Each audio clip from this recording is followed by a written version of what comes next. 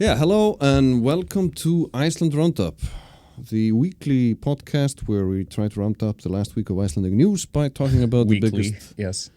Kind of weekly. Yeah. The main stories. We round them up weekly. We round them up. Aðalsteinn is back. Aðalsteinn, you have a dog. Yeah.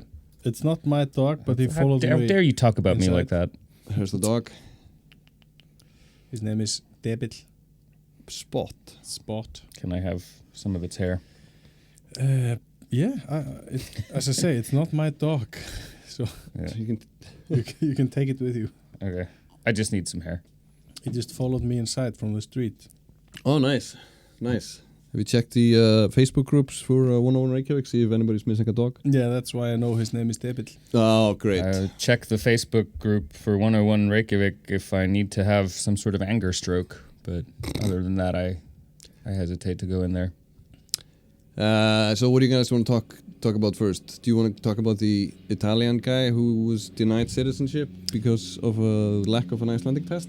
Yeah. You mean the guy doing PhD in Icelandic? The guy who's been teaching Icelandic at the university, with his speciality is, I think, ancient Icelandic manuscripts. Mm-hmm. So he's probably better skilled in Icelandic than the three of us combined. Well, yeah, in ancient Icelandic. Yeah. Yeah, which we think or say as what we still speak, which is not entirely true. Instead of saying, like, hello, you would have to be like, Sorðan maðkur heill, or something like that. Yeah, but based on like the rhetoric here, that should suffice, right? You speak ancient Icelandic, you must qualify for normal Icelandic. Yeah, and it's sort of like I think it maybe, I don't know the specifics of this, but this might be like a good counter argument against the fact that we still speak the same language that we did 1,000 years ago, which is patently not true. Mm-hmm. It's a bit of a stretch. It's a stretch, yeah. Yeah, like you can read like the late sagas pretty easily, but you need like a little dictionary for the oldest ones. Yeah, I kind of like... It's like the versions we read at school, they've been translated Yeah. to modern Icelandic. Yeah, this is where the myth comes from. I don't think a lot of people know that, but those have been, somewhat rewritten. Yeah. Yeah, I guess like if you look at the original spellings, it's fine. Mm-hmm. I can read most of them sort of fine, and then there's like the odd word when I'm like, eh. But if you get into the like poetry, you're lost, right?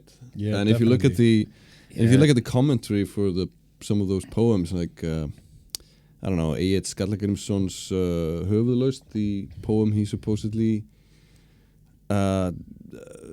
recited at Eiríkur Blóðax's court in the UK. Well, I mean, supposedly, are you questioning the... He probably did, and if you look at that, even the commentator doesn't know what it means sometimes. Yeah. It's like, Like meaning of words has changed over time. Yeah, and the It's metaphors like, used are very hard to decipher. But so this Italian academic at the University of Iceland, Roberto Luigi Pagani, who, like we said, has taught Icelandic and how to read Icelandic manuscripts at the University of Iceland and has lived here for more than 10 years, was refused citizenship on the ground that he hasn't passed a specific test in Icelandic. Mm-hmm. So I guess it's just a case of computer says no, right? do you have to like flawlessly order a hot dog or something? I don't know what the test asks you Ein to do. með öllu. Yeah, it's hard for... there's a lot of sounds in there that are hard for foreigners because you got the double L tap Yeah. and you got those diphthongs. And like the real trick to it, you know, like you have to drop so much when you speak like Reykjavík Icelandic. It's like there's barely any consonants in there. It's just like... Blah, blah, blah, blah. Just like My wife says it's like having, marbles in your mouth. It's like talking with marbles in your mouth. But what I question is the need to speak Icelandic in Iceland. I mean, if you order a hot dog, none, I mean, you don't do it in Icelandic. Like even if you speak Icelandic. Every day. I almost not speak English, as you can. But there are Icelandic you almost people. not speak Icelandic. Yes. There are Icelandic people who act like they're being like violently physically assaulted when they have to order food in English, like in downtown Iceland. Yeah. And like they don't even seem to get that is like what you are doing is xenophobia. Like that it is racism, basically. Like they just like, I'm not racist, but I hate having to But I hate foreign people. I hate having to order coffee in English. Like what is going on here? Yeah, but if you order like coffee in Icelandic, how does that sound? Americano? Yeah, right? It's like, how many Icelandic words are you fucking using? Får jag espresso här? Yeah. Espresso macchiato? I can guarantee that this Italian lit professor can order coffee better than any Icelandic person alive. Yeah. You can at least... Like the only Icelandic word you use is one. Yeah. Which is another hard one because it has the that nasal... sound. It has a name. I learned this in Do university. that sound again, Jóndi. Well, my favorite... nasal fricative? Can that be right? It's called nasal something. My favorite sound we make is a double L sound. Yeah. Bíll. Fjall. Bíll. Fjall.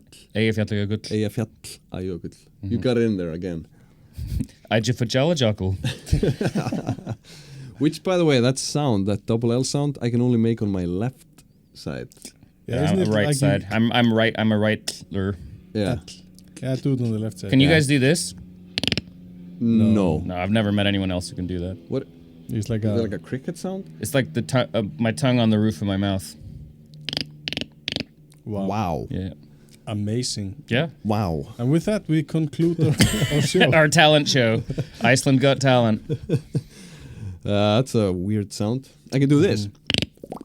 Yeah, I can do that. Yeah. Wow. Was it? What a time to be alive. Yeah. Oh my God, this sound. This is a very serious. This is a very serious program we run here. Yeah. So usually we're talking about like people dying. Like we got to do this shit. Yeah. Do you guys today? There's a press conference going on probably right now about the. Oh, it's over. Oh, it's done. Yeah. Did you go? No, I watched it online. It took 16 minutes. Okay, so the Minister of Finance, Daði Mar Kristófersson, was introducing next year's budget this morning. Yeah. The plan is to run a 15 billion ISK deficit in 2026, but the plan is to end the deficit in 2027. So it kind of sounds like, I don't know. Big if true. Yeah, it's kind of like, yeah, I'll quit drinking tomorrow kind of thing. But they're actually taking a huge step towards reducing the deficit to zero. Yeah. This summer they thought the deficit of next year would be like 26 billion Icelandic kronur. Now they forecast 15 billion Icelandic kronur. So it's like quite. Where did they come up with the extra 10 billion or so? It's like they basically, and I haven't gotten like to see the specifics of this because they had problems with their data server maximum capacity for their subscription of Power BI, but mainly they just do nothing. They sold like Íslandsbanki for billions of kronur and used the profits to pay some loans early and then they managed to figure out this thing with Sjóður, which was like a housing the state housing lending thing. agency thing. Bank or whatever. They solved that crisis and they've solved that crisis? Yeah, basically. Silently? No, they did it quite publicly a few months ago. I completely missed that. Yeah, because it's really like technical and uninteresting. But a massive you can say boring. Yeah, but a massive amount of massive amount of money, and now they just do basically nothing. Oh, it's cool. Like some. It's very relatable. It's like you come into some money, you pay off some debts, tell the people, in charge of your housing situation to fuck off for a while, and then you just sit around. Yeah. Who wants to join you? Yeah. Well, I guess I have that problem. I guess it kind of speaks to the. I can put him on the floor. It's the okay. smallness of running the Icelandic government. Yeah. That it's kind of like, I don't know, it's kind of like a big household more than an actual economy, right? Yeah, and I mean things are going maybe not. all right. And how does our deficit rack up compared to other countries, like comparatively?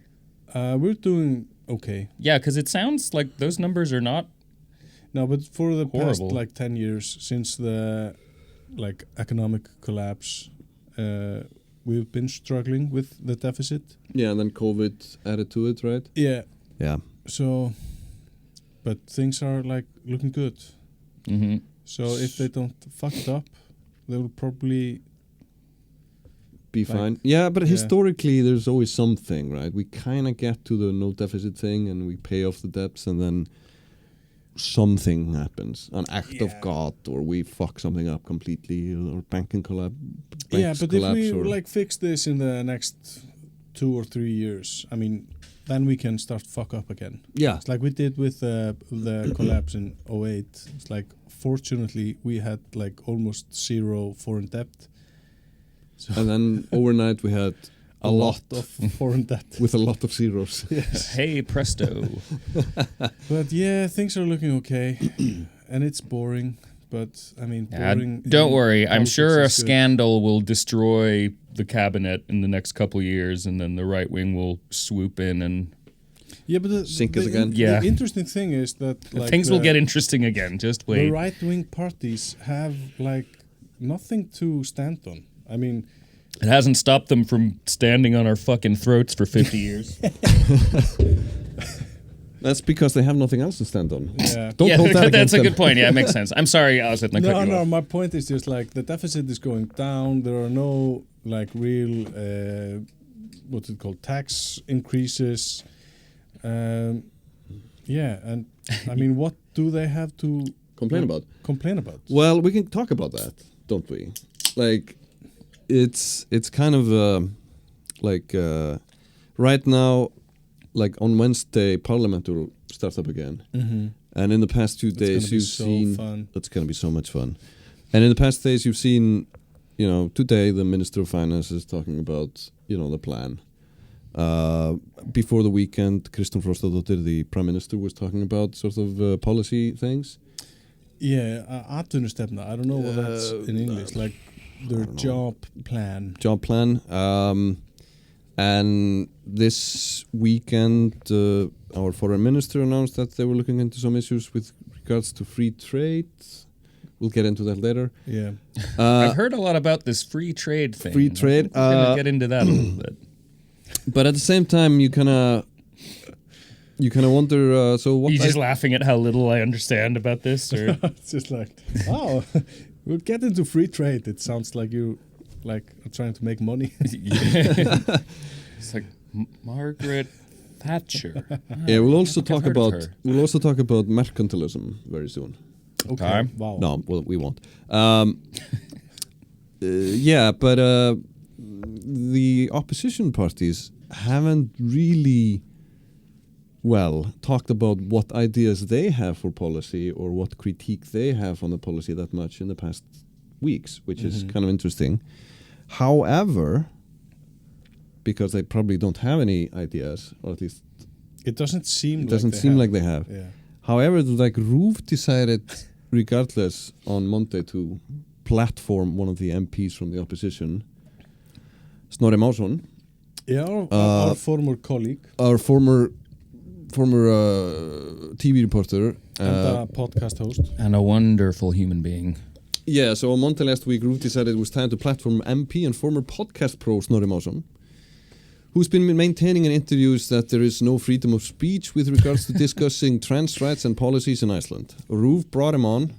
Brought this point up on our free national broadcast service. Yeah. RÚV brought him on to debate Þorbjörg Þórðardóttir, the spokesperson for Iceland's national queer organization. What followed were 20 minutes of Snorri playing victim while making no solid points. Sorry, that's my take on it. I think debate, that's a pretty universal take on it. While constantly interrupting Þorbjörg. The following day, it was reported that the police's special forces had kept a watch on Snorri's house that night for security reasons. And Snorri then issued a statement that the whole thing proved that his point that no freedom of speech existed regarding the discussion of trans issues in Iceland was true. I could just picture the cops outside his house being like, should we do it? Should we just go in and do it? Let's do it right now. So kind of... Oh my god. And in totally unrelated RÚV premiered a new documentary series called Hate the following day, which is about the rise of hate speech in Iceland and the backlash that it has occurred in the struggles of various minority groups in recent years. Totally unrelated. Totally unrelated. and it's like... It's the funniest hate speech has ever been, I'm sorry. Yeah, I mean, so there's a few things to unwrap here. First of all, I think in some sort of a... I mean, hate speech is no funny thing. No. But this is quite But Snorri Másson is unintentionally quite funny. Yeah. So also very serious. I'm sorry. Yeah, it's a serious issue. Yeah. So, where shall we begin here? I think first of all, like RÚV, in some sort of a virtue signaling gesture, trying to like I don't know, create demand for their new program on hate speech, decided to have a discussion about trans rights that, in my opinion, isn't really necessary, but that's just me. Yeah, and Snorri is like, it's a page right out of the Trump playbook, is you just behave like an awful jackass, like outside of the realm of any like perceived code of conduct on these shows, right? Mm-hmm. It sort of forces them to give it a write-up, doesn't it? Because it's like either they ignore it and normalize it, or they talk about it and give him PR. Yeah, I think they should have just stayed out of this one, actually. I think it would have been more helpful. I mean, because Snorri basically got to play victim all over again. And I don't know, I kind of want to discuss his ideas about not having free speech.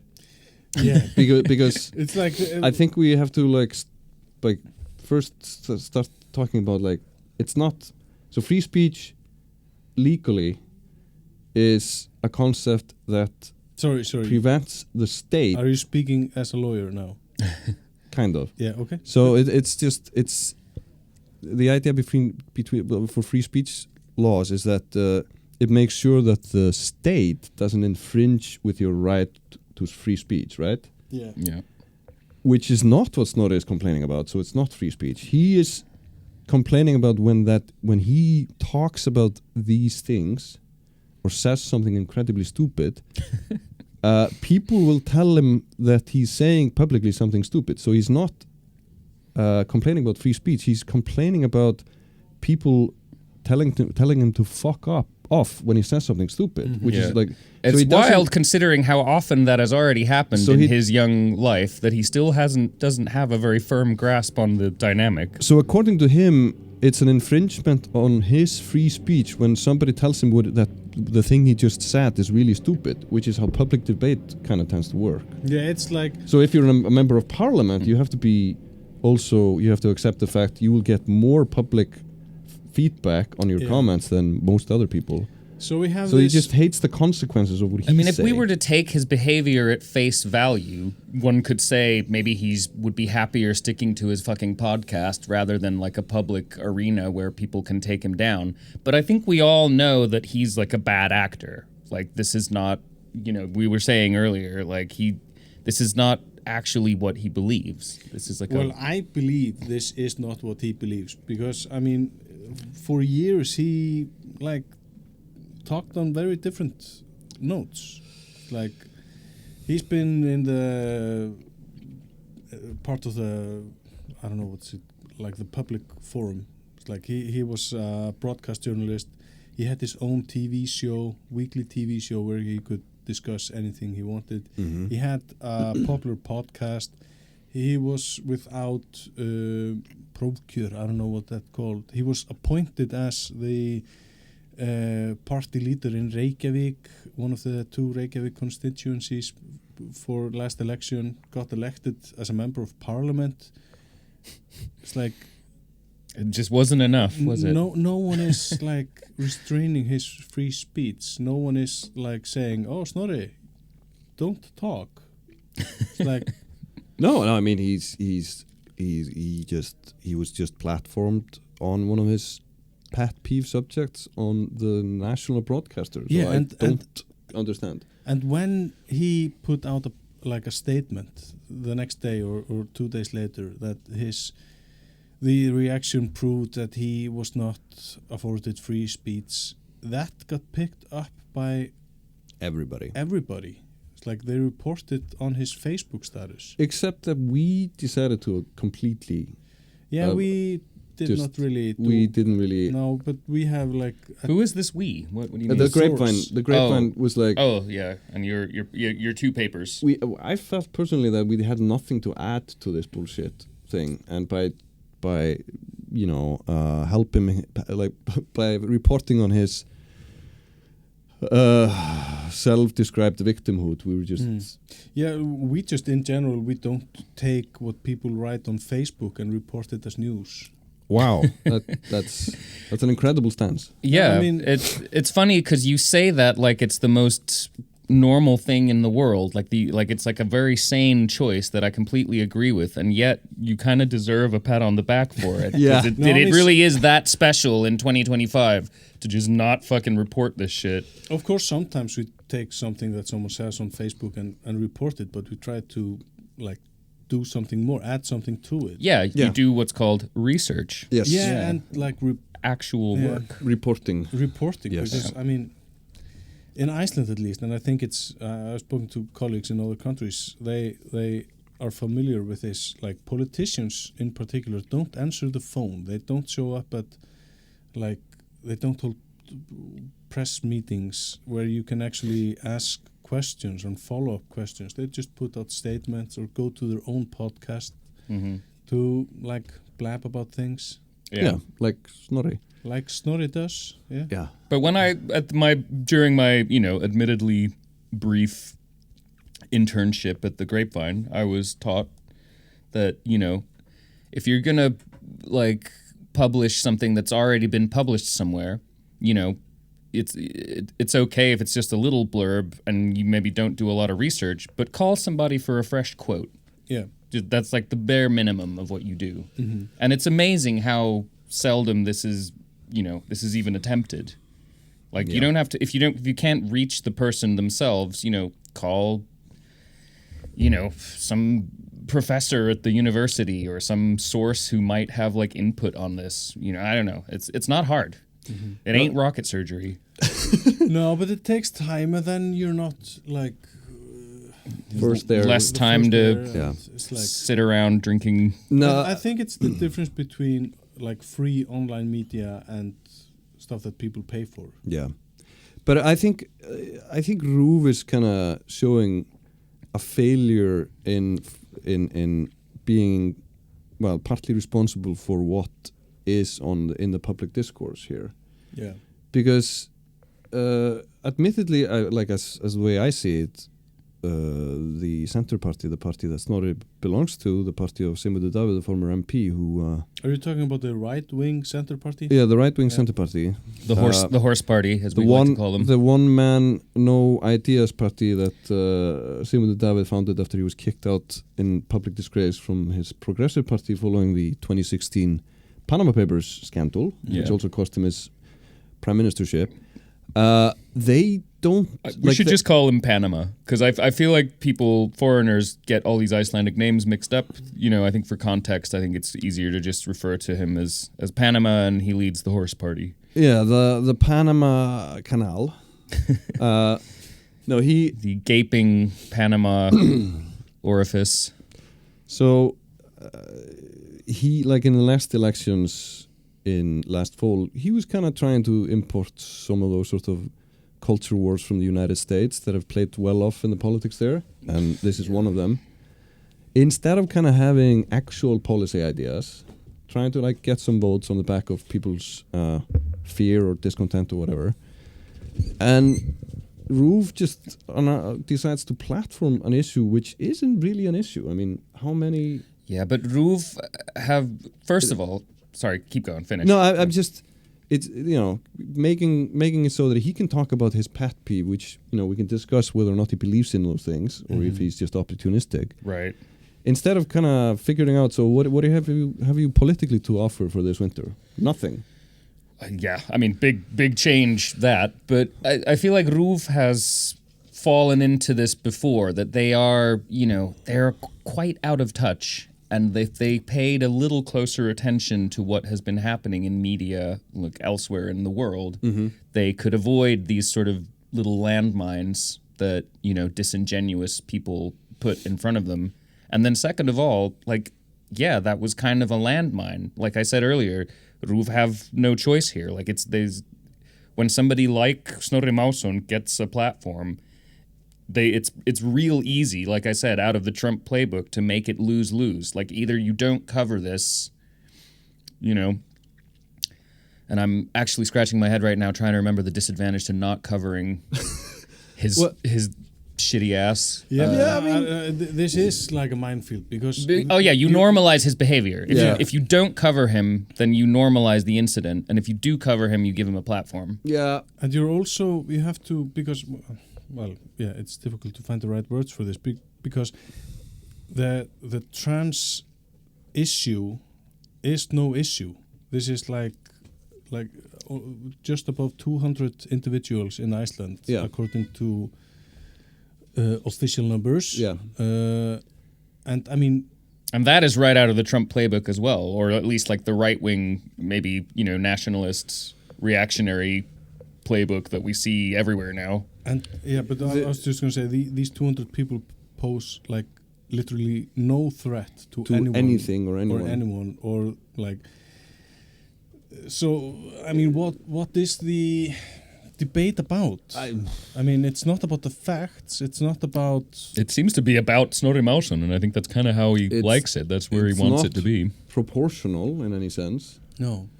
It's about Snorri's completely delusional ideas about free speech, it seems.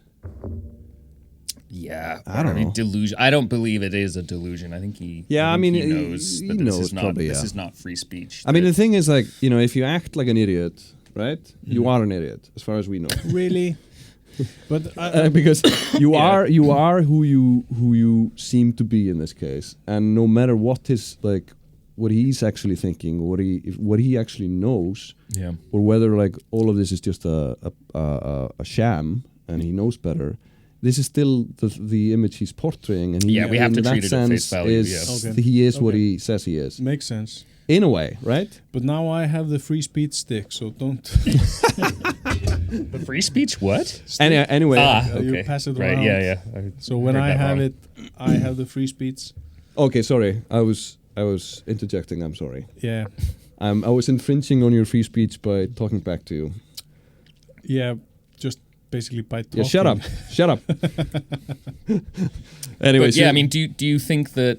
Do you guys feel like, you know, when you know, politicians cut from this cloth, and you know, he's far from unique, when they sort of try to argue that, you know, people not listening to their stupid shit and telling them to shut up, like when they equate that with like censorship or being denied free speech, like, are they trying to sort of redefine free speech in general as like something they can turn to their advantage? Or are they just, is it simpler than that? Are they just trying to get attention, any kind of attention?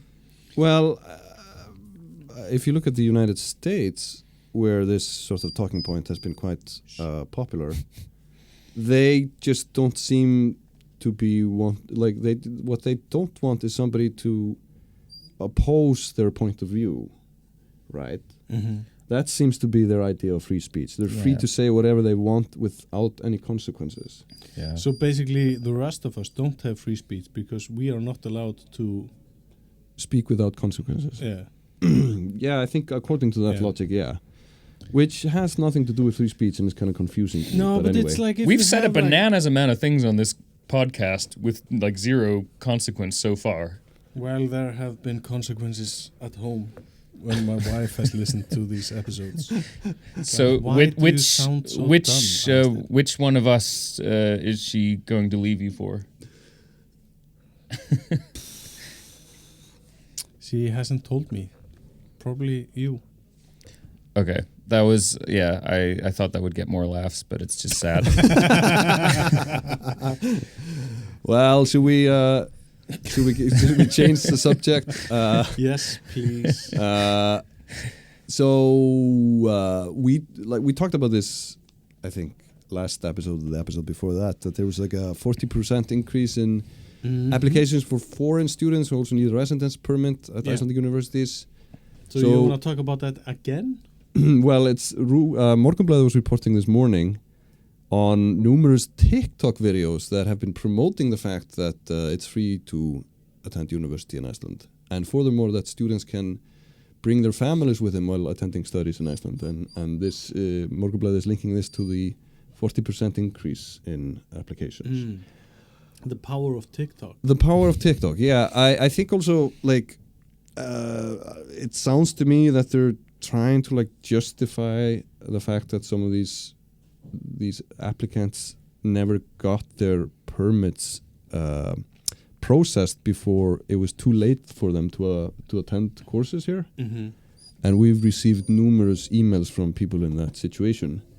So it explains maybe the increase, but it doesn't really explain why, even though, I mean, we're talking like 700 people instead of like 450 people last year. Yeah, globally speaking, not like, really a quantifiable increase. It doesn't really like explain why on earth these weren't processed in time.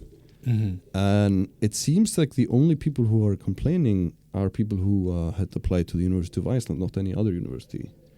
Which kind of begs the question whether or not the University of Iceland is just really late at admitting people and telling them they've been admitted. Because there was like a June 1st deadline for applying safely, They're as just they protecting people from Hannes Holmstead. Like, you don't want to... No, he's retired.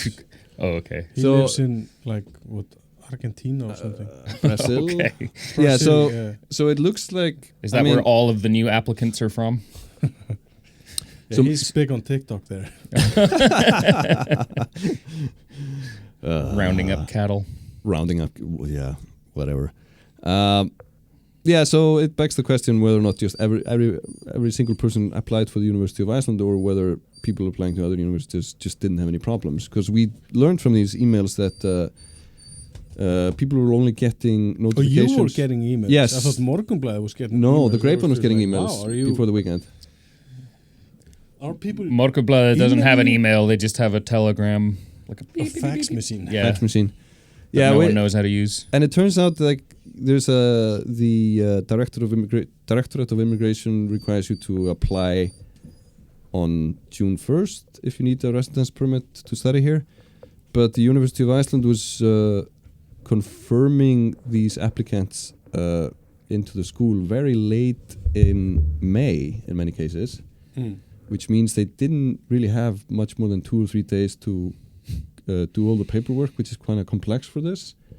And they have to mail it in, like physically, which I've used the Icelandic mail system. It takes more than a week usually. It just sounds like a classic case of Icelandic inefficiency, you know, island time and whatnot. This is yeah, I mean, I'm not going to say I'm surprised by this.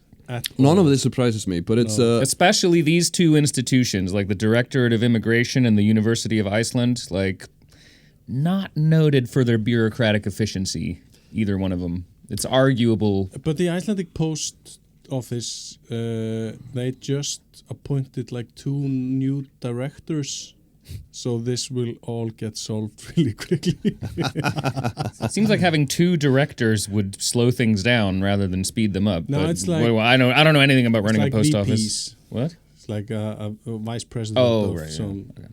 But I think the important point here is that people who did everything right, you know, in their application process, still didn't get in, which is mildly annoying. Quite Icelandic. Quite Icelandic, but it's incredibly unfortunate and problematic. Like it's a lot of, it's not easy to move between countries, and it's a hell of a paperwork thing to do. And then they do everything right, and still they can't get in. Yeah, I think I hate to say this, but I think it's kind of like if you're thinking about moving to Iceland, having this experience up front as like the first hoop you got to jump through is a pretty good indicator of things to come. Honestly. Yeah, that's probably true. Yeah, well... it's nice and all, but yeah, people here do not do shit very efficiently. True. Well, complain. We do that quite efficiently. Yeah. I find that even that is kind of done poorly here. It's always sort of hedged in these sort of... Yeah, I was going to say, like, we do it once a week, and then, as you point out, I never show up. So I do that It's poorly. like therapy, yeah. Yeah. We're not... People will literally do anything other... Like, dudes will literally start a podcast rather than go to therapy. Yeah. Yeah. I do both. Yeah, that's what we're doing here. Maybe you need another podcast. So if you have 2 podcasts... I think if I did less therapy, I would be more interesting on the podcast. And I feel like I have less shit to say because I get like half of it out. And once you've done this podcast thing, instead of getting therapy for like 3 to 4 years, you can just join Parliament. Yeah. Yeah, and then your issues will be on the evening news. And then we have like local elections next May. Yeah, that'll be fun. We should all run. Oh man, the pay is better than this podcast. Yes, I've technically run for office before, and it's like even though it got like zero interest or scrutiny from anyone, it was just like a very uncomfortable feeling in a lot of ways. But you are being now prepared for this experience by being on this podcast. Yeah. I don't find them to be similar because if you're running for something, yeah, shit is expected of you. Like, right. You do a podcast, nothing is expected of you. I'm expecting jokes and I'm getting some. Yeah. I'm not saying there's zero expectations. Yeah, I guess the trick is again to sort of find a way to not necessarily monetize, but like channel something you already do quite naturally into a career. And sort of in the same way that like, being a smart ass is something I've done my whole life. I mean, that would work in politics. Would it though? I guess it's worked for Jón Trausti. He's done nothing but be a smart ass in like, 2 or 3 different parties for, 10 years plus now. And well, you he's could doing all right. argue that he did an okay job as a mayor. Yeah. Like saving the electrical company. No, I think he was a great mayor. Yeah. But, I'm saying like he got where he got to the mayoral office by being a smartass and Okay. continued to be I get one. what you're saying. And he's continuing to be one now in Parliament. And it's, it always gets him a write-up in the paper. And But yeah, like in that same way, like, Snorri Másson has taken being, a shallow contrarian jerk to its logical conclusion, which is politics, and I can't, I don't think I can do that naturally. I tried, but it's just like, I don't really believe in anything hard enough. I think it's weird. I think that's actually, great for I think actually, municipal I think that's actually a benefit. I think that's actually a one-up. I mean, but you have to pretend you believe in stuff. I'm not saying I think that all of these people believe in anything, but they're reasonably good at pretending it. Yeah. Also, you gotta like talk to fucking people, and like I hate people. When I was younger, I used to like consider running for president here but then I sort of realized at some point, like all you do here as president is just talk to people all day. You get to talk to kids too. Yeah, I can't do that. You're waiting for your kids to be like 18, and then you start talking. I can talk to my kid. Yeah, that's your easy. kids, okay. And I can sort of talk. Yeah, I can sort of talk to other kids. I've realized if I just pretend that they're my kid, but yeah, it's still very, very awkward for me. There was a protest on Saturday. Did you guys attend? No. Oh yeah, no, I didn't know about it. It was coordinated by 185 different organizations, and it took place at the same time in Reykjavík, Ísafjörður, Egilsstaðir, Akureyri, Stykkishólmur, Húsavík, and Hólmavík, which are all place names in Iceland. And it was a protest against genocide. What was the title, I think? Sorry, I'm just picturing all those place names being sung instead of that Queens of the Stone Age song. It's just like ways to learn. Ísafjörður, Egilsstaðir. Yeah. Yeah, it's kind of like... well, this is fun. Please continue. Keflavík, Grindavík, Vogar, Þorlákshöfn, eitthvað Vogar, right? Yeah. That's Bubbi. That's poetry. Yeah. It's his best rhyme, I think. In ancient Icelandic. Ancient Icelandic. Yeah, right? no one can 1980s. read that anymore, though. Grindavík, what is that? Yeah. Grim, but true. That's not even a place anymore. No. Former MP and former foreign minister and former mayor Ingibjörg Sólrún Gísladóttir spoke at the Reykjavík protest and suggested that Iceland should withdraw from the EFTA trade agreement with Israel. Mm-hmm. Do you guys see this? Yep. Which isn't really kind of news until the current foreign minister Þorgerður Katrín Gunnarsdóttir expressed that she would actually look into that. Yeah, but that's in line with what the ministers here have been doing. They've been like, yeah, we should look into looking into things. Yeah, we should discuss this on a top level. We should think about things. It's one of their favorite songs. Look at me looking into things. Yeah, It's sort of the Icelandic version of "We hear you, we see you." mm-hmm. Yeah. Yeah, thoughts and prayers. Thoughts and prayers. Yeah. Anyway, so much for that. Ingibjörg Sólrún, did you say? Yeah. Yeah, she's was saying really clearly we should do more than we are doing. Wasn't she? I read somewhere that she as her last act or something before resigning, she managed to get some sort of anti-Israel thing passed, and this was years and years ago, some sort of a trade thing, or was it the circumcision ban? Something that didn't go over well with. I don't know, but we recognized Zionists. Palestine as a country during her tenure, I think. Yeah, so she kind of has a history of being sort of somewhat outspokenly anti-Israel, for a Western politician anyway. Yeah, or at least pro-Palestine. Pro-Palestine, or yeah. pro-two-state solution, Yeah. or anti-something.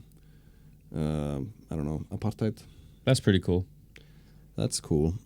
She has worked in, I can't remember which part of the UN for years.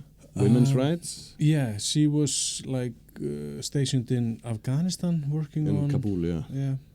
Which is exactly the cushy job you expect a former Icelandic minister to get after resigning, right? Mm-hmm. It's hard to imagine Snorri Másson going to Kabul. Talking about free speech. Mm-hmm. Yeah. Well, at least it would kind of make sense there, right? Yeah. Now at least. Now, yeah. That's the solution to the whole thing. Let's send Snorri Másson to Kabul. Yeah, I mean, I'm behind any idea that gets him thousands of miles away, really. No. Don't send him to the Taliban. You think Iceland is a poorer place without him? Yeah. Have we mentioned? I think it's unfair, but I find it kind of amusing in the context of things and how Iceland is small. That his grandmother Helga Kress, former professor of I think medieval literature at the University of Iceland,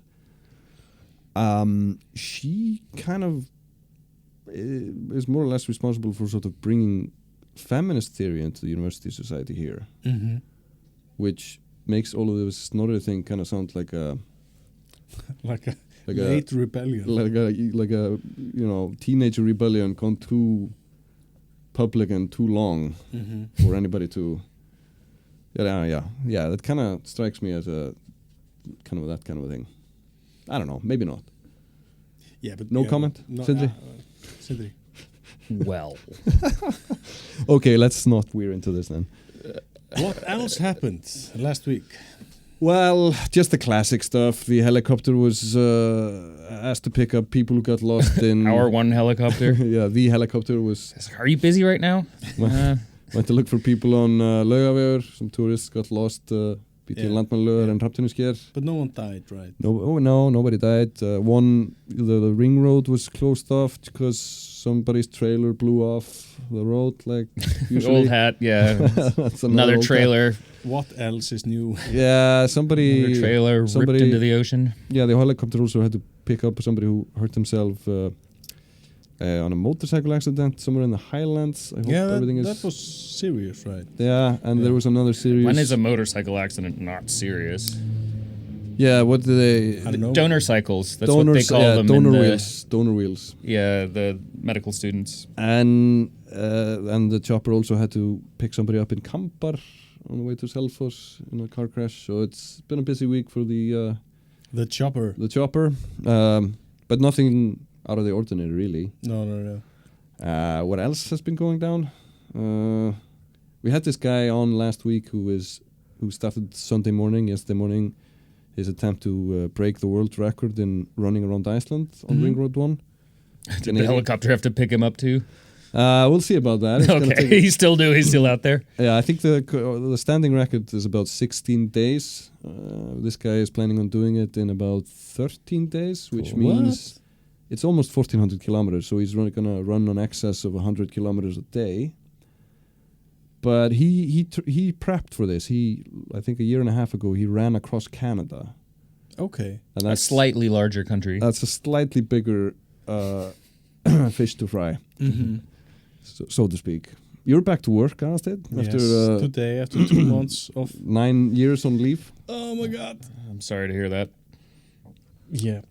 I mean, I enjoy my work.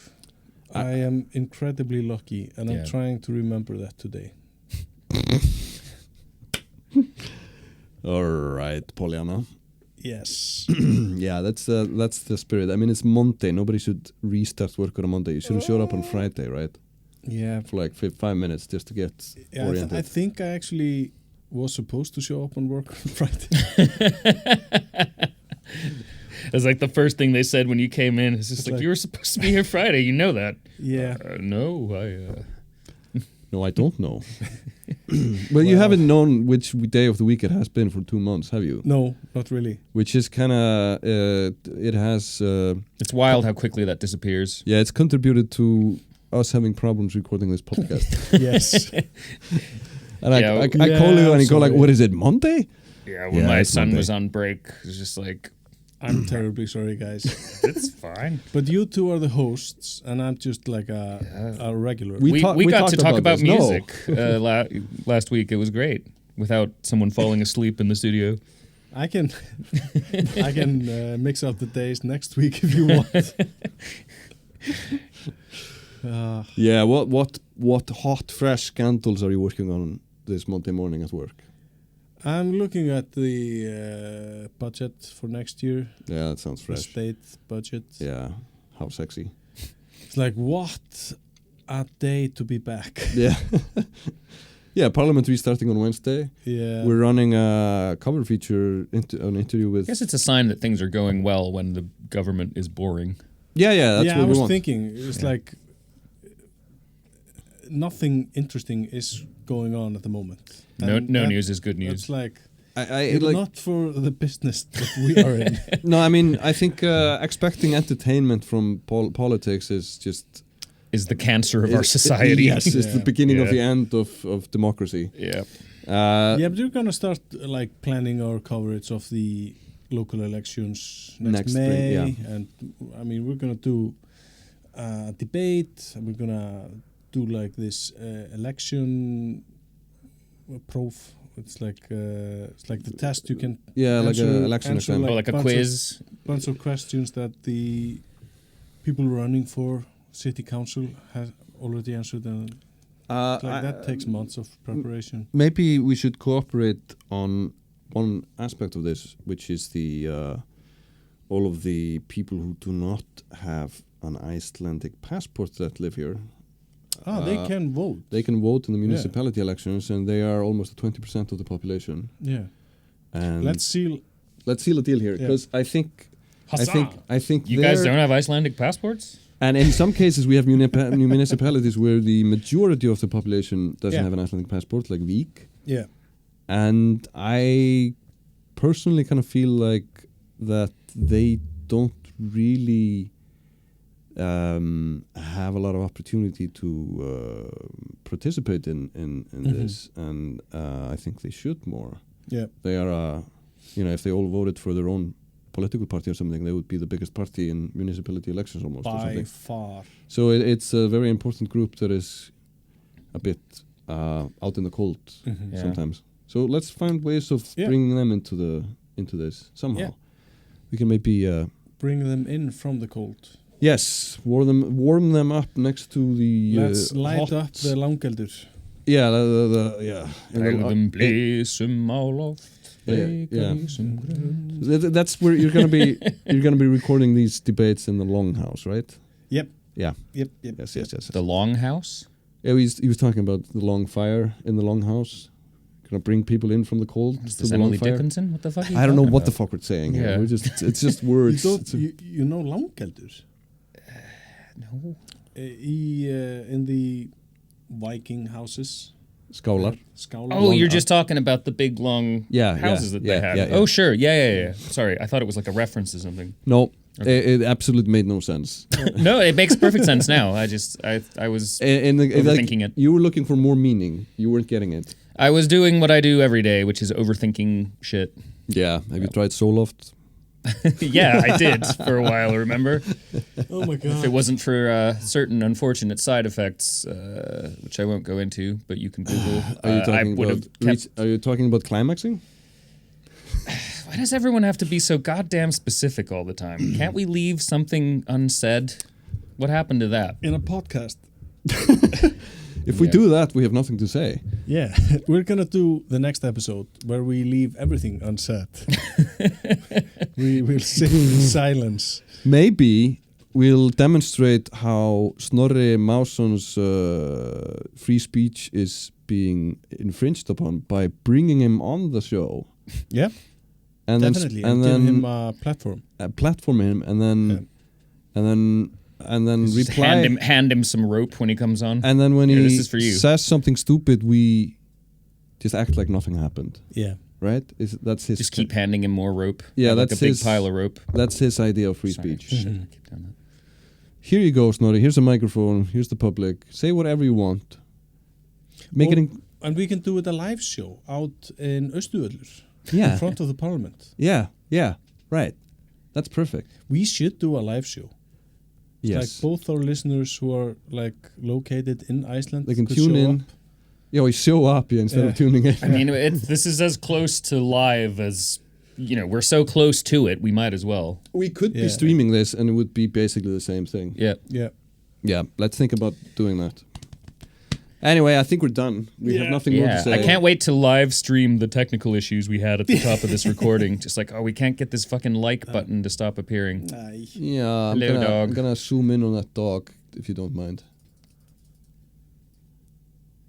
Ooh. You're zooming in on my bumba as well.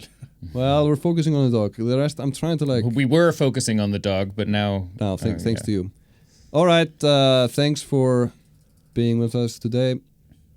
We have been, or are, Iceland Roundup. Yay! We have been. We were Lots of has-beens. We're the has-been on Haspel Island. Has-beens of Haspel Island. Goodbye. That's not something anyone wants to see. Yeah, bye. Bye-bye.